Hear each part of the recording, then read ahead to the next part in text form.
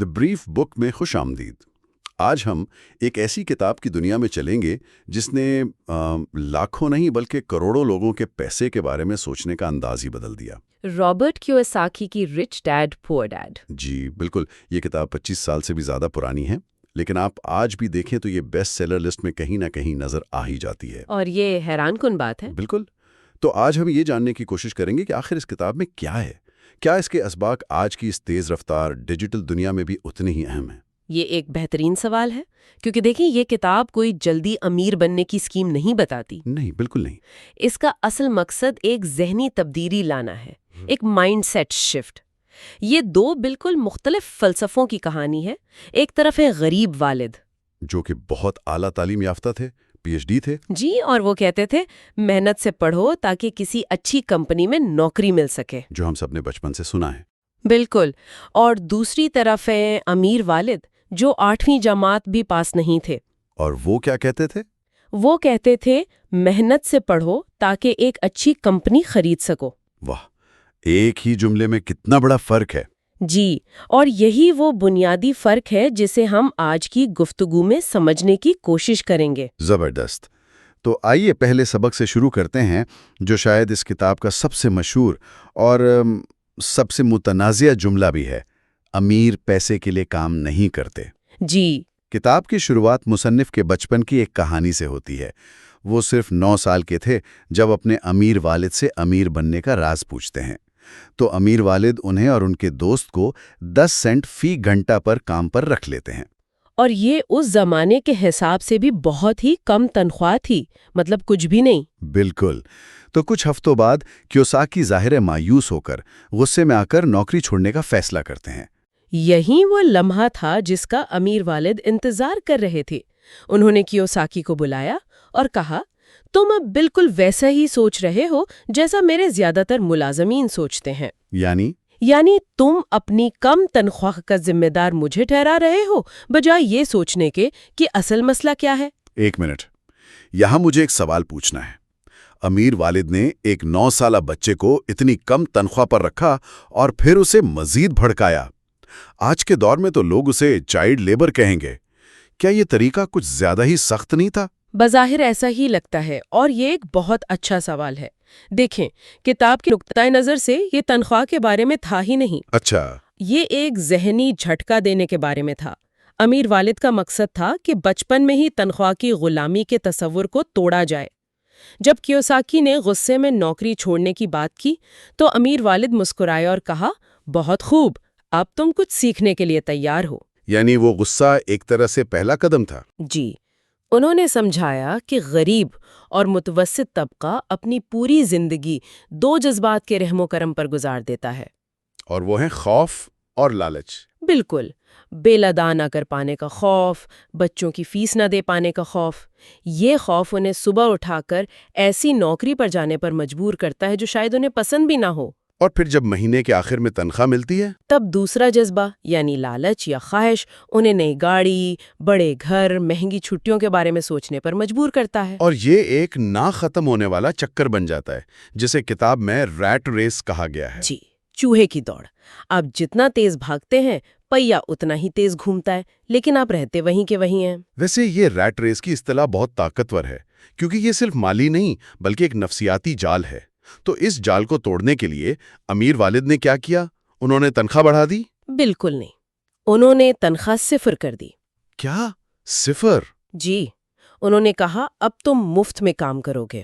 یہ تو اور بھی عجیب ہے۔ اس کا مقصد یہ تھا کہ کیوساکی کا دماغ پیسے اور تنخواہ کی فکر سے آزاد ہو کر مواقع تلاش کرنا شروع کرے، اور بالکل ایسا ہی ہوا۔ کیسے؟ کچھ ہفتوں بعد انہوں نے دیکھا کہ دکان میں جو پرانے کامکس بک آتے ہیں انہیں کاٹ کر پھینک دیا جاتا ہے۔ انہیں ایک آئیڈیا آیا۔ انہوں نے وہ کامکس لے کر اپنے گھر کے بیسمنٹ میں ایک چھوٹی سی لائبریری کھولی۔ اچھا۔ اور دوسرے بچوں سے 10 سینٹ داخلہ فیس لے کر انہیں وہاں بیٹھ کر جتنی چاہیں کامکس پڑھنے کی اجازت دی۔ واو، تو انہوں نے اپنا ایک چھوٹا سا بزنس شروع کر دیا۔ جی، جلد ہی وہ بغیر کوئی کام کیے ہفتے کے $9.5 کما رہے تھے، جو ان کی پرانی تنخواہ سے کہیں زیادہ تھا۔ انہوں نے پیسے کے لیے کام نہیں کیا، بلکہ ایک ایسا سسٹم بنایا جو ان کے لیے پیسہ کما رہا تھا۔ यानी उन्होंने पहला सबक अमली तौर पर सीखा। बहुत खूब। तो अगर पहला सबक ये है कि पैसे के लिए काम करने के बजाय अपने दिमाग को इस्तेमाल करके मौके तलाश किए जाएं, तो पहला सवाल ये पैदा होता है कि दिमाग को इस्तेमाल करके क्या तलाश करना है। बिल्कुल।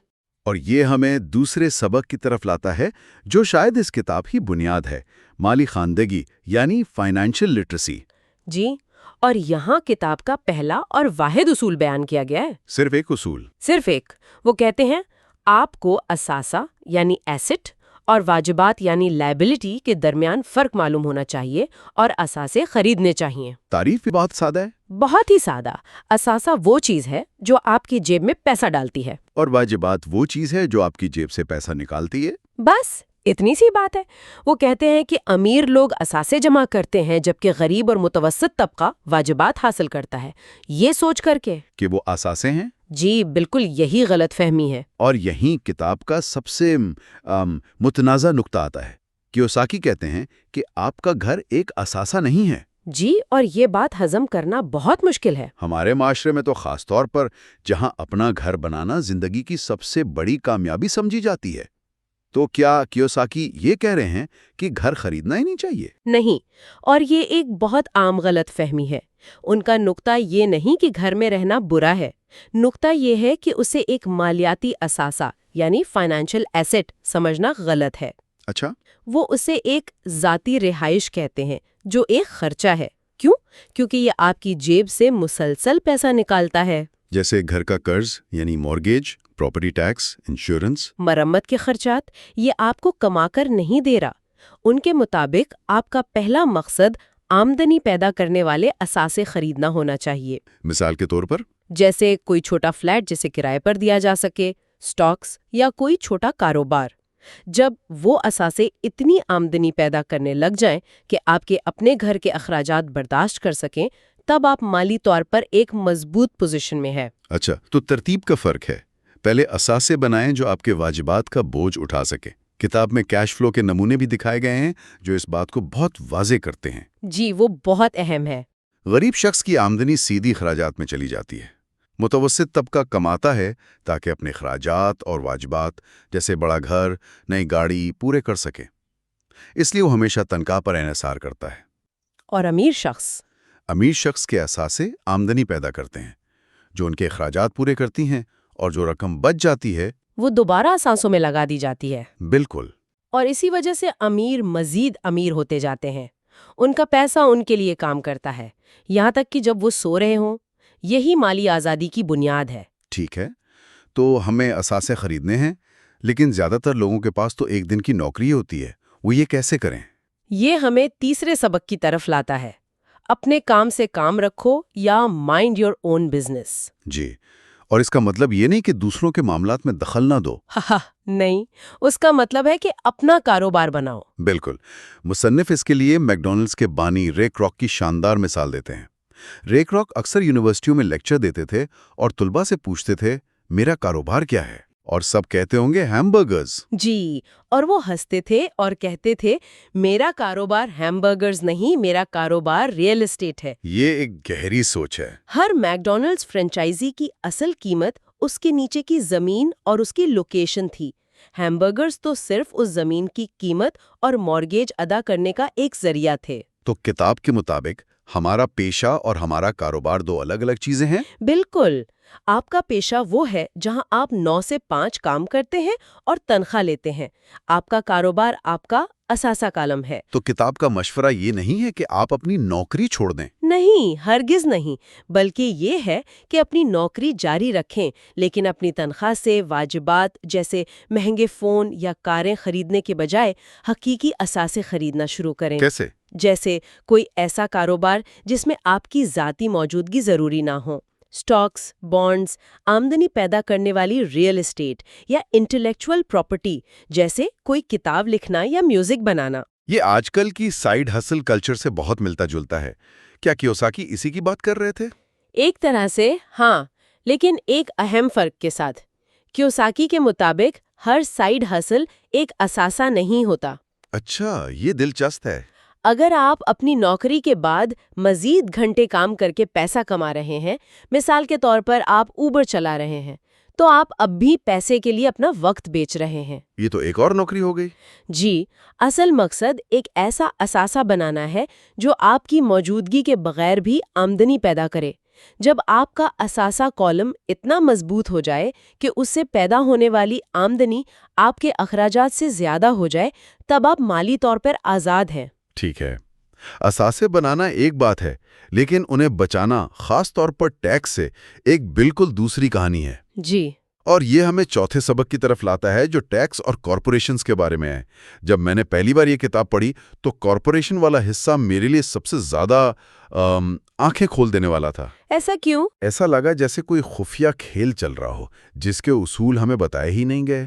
اور یہی مصنف کا نقطہ ہے۔ وہ بتاتے ہیں کہ ٹیکس کا نظام اصل میں امیروں پر ٹیکس لگانے کے لیے بنایا گیا تھا، لیکن وقت کے ساتھ ساتھ امیر لوگ مالی طور پر زیادہ تعلیم یافتہ ہو گئے۔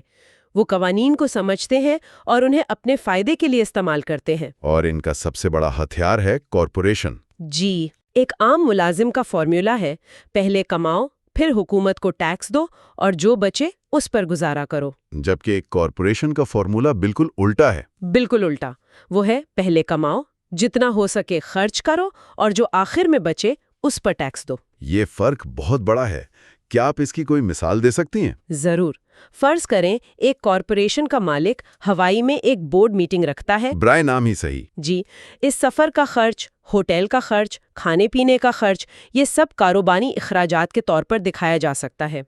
کار کی ادائیگی، اس کا پیٹرول اور انشورنس، یہ سب کمپنی کے اخراجات ہو سکتے ہیں۔ اور یہ سب کچھ ٹیکس دینے سے پہلے کی آمدنی سے ادا کیا جاتا ہے۔ بالکل، اس طرح ان کی قابل ٹیکس آمدنی بہت کم ہو جاتی ہے، جبکہ ایک ملازم یہ سب کچھ اپنی ٹیکس شدہ آمدنی سے کرتا ہے۔ تو سوال یہ پیدا ہوتا ہے کہ کیا یہ منصفانہ ہے؟ کتاب اسے منصفانہ یا غیر منصفانہ کے طور پر پیش نہیں کرتی، وہ اسے کھیل کے اصولوں کے طور پر پیش کرتی ہے۔ اچھا، امیروں نے یہ اصول بنائے نہیں، لیکن انہوں نے انہیں سیکھا ہے۔ کتاب کا پیغام یہ ہے کہ مالی تعلیم کا مطلب ہی ان اصولوں کو سیکھنا ہے تاکہ آپ بھی کھیل میں بہتر طریقے سے حصہ لے سکیں۔ یہ سب کچھ کرنے کے لیے علم کے ساتھ ساتھ ہمت بھی چاہیے، اور یہ ہمیں 5ویں سبق کی طرف لے جاتا ہے۔ امیر پیسہ ایجاد کرتے ہیں۔ یہ سننے میں بہت اچھا لگتا ہے۔ جی، لیکن اس کا مطلب کیا ہے؟ کتاب میں اس کی کوئی عملی مثال ہے؟ بہترین مثال خود مصنف کی ہے۔ وہ ایک واقعہ سناتے ہیں۔ تصور کریں، ریئل اسٹیٹ مارکیٹ کریش ہو چکی ہے۔ ایک گھر کی قیمت $75,000 ہے، لیکن وہ صرف $20,000 میں بک رہا ہے۔ اور کیوساکی کے پاس $1 بھی نہیں۔ بالکل، انہوں نے ایک دوست سے $2,000 10% سود پر ادھار لیے، صرف بیانہ یعنی ڈاؤن پیمنٹ دینے کے لیے۔ ٹھیک ہے۔ اور پھر سودا فائنل ہونے سے پہلے ہی انہوں نے اس گھر کو $60,000 میں بیچنے کا اشتہار دے دیا۔ ایک منٹ، یعنی انہوں نے ایک ایسی چیز بیچی جو ابھی تک ان کی ملکیت میں بھی نہیں تھی۔ یہ تو بہت جرأت کا کام ہے۔ بالکل، یہی تو پیسہ ایجاد کرنا ہے۔ ایک خریدار مل گیا جس نے گھر $60,000 میں خرید لیا۔ کیوساکی نے اپنی پروسیسنگ فیس کے لیے خریدار سے $2,500 لیے۔ اچھا۔ ان $2,500 میں سے انہوں نے اپنے دوست کو $2,000 اصل اور $200 سود واپس کیا۔ ان کی جیب میں $300 بچ گئے۔ اور جو $40,000 کا فرق تھا؟ وہ $40,000 کا قرض خریدار انہیں ماہانہ قسطوں میں ادا کرنے لگا۔ اس پورے سودے میں کیوساکی نے اپنی جیب سے ایک پیسہ نہیں لگایا، بلکہ $40,000 کا ایک اثاثہ بنا لیا جو انہیں ہر مہینے آمدنی دے رہا تھا۔ واہ! انہوں نے اپنے دماغ، علم اور جرأت سے پیسہ ایجاد کیا۔ یہ واقعی ذہانت کا کام ہے، اور یہ ہمیں چھٹے اور آخری سبق کی طرف لے جاتا ہے جو اسی خیال سے جڑا ہے۔ سیکھنے کے لیے کام کریں، پیسے کے لیے کام نہ کریں۔ یہاں دونوں باپوں کی سوچ کا فرق پھر سے واضح ہوتا ہے۔ جی، تعلیم یافتہ والد کے لیے ملازمت کا تحفظ یعنی جاب سیکیورٹی سب کچھ تھا، جبکہ امیر والد کے لیے سیکھنا سب کچھ تھا۔ امیر والد کا مشورہ تھا کہ بہت کچھ کے بارے میں تھوڑا جاننا چاہیے۔ Jack of all trades master of none والی بات۔ ایک طرح سے، لیکن مثبت معنوں میں۔ بہت سے باصلاحیت لوگ غریب رہ جاتے ہیں کیونکہ وہ صرف اپنے ہنر پر توجہ دیتے ہیں، جیسے ایک بہتر ہیمبرگر بنانا، لیکن وہ کاروباری مہارتوں کو نظر انداز کر دیتے ہیں، جیسے کہ فروخت، مارکیٹنگ، اکاؤنٹنگ۔ قانون، لوگوں کو مینج کرنا، مالی ذہانت، ان تمام مہارتوں کا امتزاج ہے۔ آپ دنیا کے بہترین مصنف ہو سکتے ہیں، لیکن اگر آپ کو اپنی کتاب بیچنا نہیں آتی تو آپ ایک بیسٹ سیلنگ آتھر نہیں بن سکتے۔ صرف ایک بیسٹ رائٹنگ آتھر ہی رہیں گے۔ بالکل۔ کتاب نوجوانوں کو مشورہ دیتی ہے کہ وہ ایسی نوکری تلاش کریں جہاں وہ پیسے سے زیادہ سیکھ سکیں، خاص طور پر فروخت یعنی سیلز اور مواصلات یعنی کمیونیکیشن جیسی مہارتیں بہت اہم ہیں۔ جی، وہ کہتے ہیں کہ اگر آپ بیچنا نہیں جانتے، چاہے وہ کوئی پروڈکٹ ہو، کوئی سروس ہو یا خود آپ ہوں، تو آپ کاروبار میں کامیاب نہیں ہو سکتے۔ ٹھیک ہے، یہ 6 اسباق تو سمجھ میں آ گئے۔ لیکن یہ سب جاننے کے بعد بھی کتاب کہتی ہے کہ زیادہ تر لوگ پھر بھی دولت مند نہیں بن پاتے۔ کیوں؟ کیونکہ علم حاصل کرنے کے بعد بھی کچھ ذہنی رکاوٹیں ہوتی ہیں جن پر قابو پانا ہوتا ہے۔ جی، کتاب کے آخر میں 5 رکاوٹوں کا ذکر ہے: خوف، مایوسی یعنی سینیسزم، سستی، بری عادتیں اور تکبر۔ ان میں سب سے بڑی رکاوٹ ہے ہارنے کا خوف۔ ظاہر ہے، کوئی بھی پیسہ کھونا پسند نہیں کرتا۔ لیکن امیر لوگ جانتے ہیں کہ ناکامی کامیابی کا حصہ ہے۔ امیر والد کا مشورہ تھا کہ اگر آپ خطرے سے ڈرتے ہیں تو جلدی شروع کریں، چھوٹی عمر میں چھوٹی غلطیاں کریں اور ان سے سیکھیں۔ انہوں نے ناکامی کے بارے میں ٹیکساس کے لوگوں کا رویہ اپنانے کا مشورہ دیا ہے۔ جی، وہ کہتے ہیں ریممبر دا الامو، یعنی علاموں کو یاد رکھو۔ علاموں ایک ایسی جنگ تھی جس میں وہ بری طرح ہار گئے تھے، لیکن انہوں نے اس ہار کو اپنی سب سے بڑی تحریک بنا لیا۔ یعنی ناکامی جیتنے والوں کو متاثر کرتی ہے اور ہارنے والوں کو شکست دیتی ہے۔ بالکل۔ خوف کے علاوہ انہوں نے سستی یعنی لیزینس کا بھی ذکر کیا ہے، لیکن وہ اس سستی کی بات نہیں کر رہے جو ہم عام طور پر سمجھتے ہیں۔ نہیں، بالکل نہیں۔ ان کے نزدیک سستی کی سب سے عام شکل ہے مصروف رہنا۔ مصروف رہنا؟ یہ سستی کیسے ہوئی؟ لوگ خود کو کام، ٹی وی یا شاپنگ میں مصروف رکھتے ہیں تاکہ وہ اپنی مالی حالت یا صحت جیسے اہم مسائل کا سامنا کرنے سے بچ سکیں۔ یہ ایک طرح سے بہانہ ہے۔ اچھا، تو اس کا علاج کیا ہے؟ امیر والد کا کہنا تھا کہ اس سستی کا علاج تھوڑا سا لالچ ہے۔ لالچ؟ یہ تو بری چیز سمجھی جاتی ہے۔ ہو سکتا ہوں تو یہ سوالات آپ کو اس مصروفیت کے چکر سے نکال کر عمل پر مجبور کر سکتے ہیں۔ زبردست۔ تو اگر ہم اس ساری گفتگو کا خلاصہ کریں تو رچ ڈیڈ پور ڈیڈ صرف پیسے کمانے کے تکنیکوں کے بارے میں نہیں ہے۔ نہیں، یہ اس سے کہیں زیادہ گہری ہے۔ یہ ایک مکمل سوچ، ایک مائنڈ سیٹ کو تبدیل کرنے کے بارے میں ہے۔ یہ پیسے کے لیے سخت محنت کرنے کے بجائے پیسے کو اپنے لیے سخت محنت کروانے کا فلسفہ ہے۔ جی ہاں، کتاب کا بنیادی پیغام یہی ہے کہ مالی آزادی کا راستہ مالی تعلیم سے شروع ہوتا ہے۔ یہ تعلیم اسکولوں میں نہیں ملتی، اسے خود حاصل کرنا پڑتا ہے۔ اثاثوں اور واجبات کے درمیان فرق کو سمجھنا، اپنے کیش فلو کو کنٹرول کرنا اور مسلسل نئی مہارتیں سیکھنا، یہ اس سفر کے کیلی ستون ہیں۔ آپ کا سب سے بڑا اثاثہ آپ کی نوکری یا آپ کا گھر نہیں، بلکہ آپ کا دماغ ہے۔ اور اسی بات پر ہم آج کی گفتگو ختم کرتے ہیں، کتاب کے اس ایک آخری خیال کے ساتھ جس پر غور کیا جا سکتا ہے۔ وہ کیا ہے؟ ہم سب کے پاس سب سے طاقتور اثاثہ ہمارا دماغ ہے۔ اگر کل آپ کے دماغ میں ڈالی گئی معلومات آج کام نہیں کر رہے، تو آج آپ اس میں کون سی نئی معلومات ڈالنے کا انتخاب کریں گے؟